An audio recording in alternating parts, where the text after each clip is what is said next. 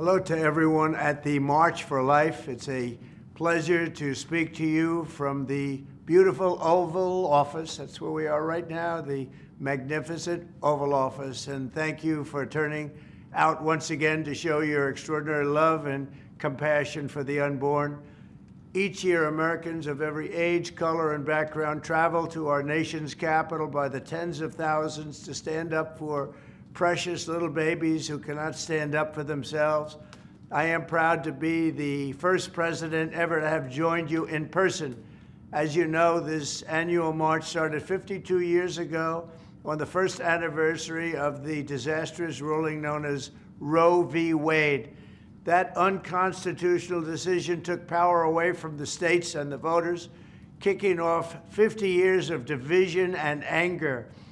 But thanks to your tireless work and devotion across 5 decades, that historic wrong was set right 3 years ago. I was so proud to be a participant. 6 courageous justices of the Supreme Court of the United States returned the issue to the state legislatures and to the people where it belongs. It became a vote of the people.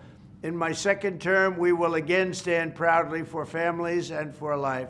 We will protect the historic gains we have made and stop the radical Democrat push for a federal right to unlimited abortion on demand up to the moment of birth and even after birth. Think of that, after birth.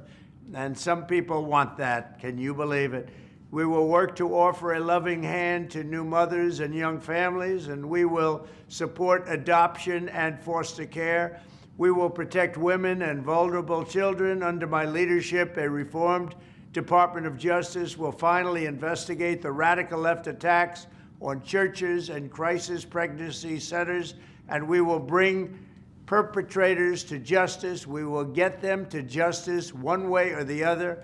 I will also end the weaponization of law enforcement against Americans of faith, and I'm releasing the Christians and pro-life activists who were persecuted by the Biden regime for praying and living out their faith. I just signed that document, and they're being released.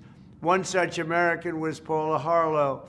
At 75 years old, Paula was sentenced to 2 years in prison after praying outside of a clinic. That's why she was sentenced to 2 years. That's what happened under the Biden regime. In her sentencing, the judge mocked her Christian faith while her husband pleaded to be thrown in jail with his wife, fearing she would die alone behind bars. This week, it was my honor to grant a full and complete pardon to Paula and many others who were the victims of this horrific weaponization. Never again will religious persecution be allowed to happen in America.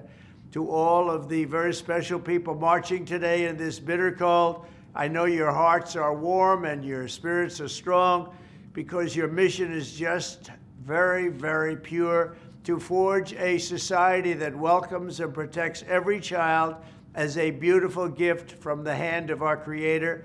Thank you for never losing hope and never giving up. Thank you for your tremendous support. God bless you, and God bless America.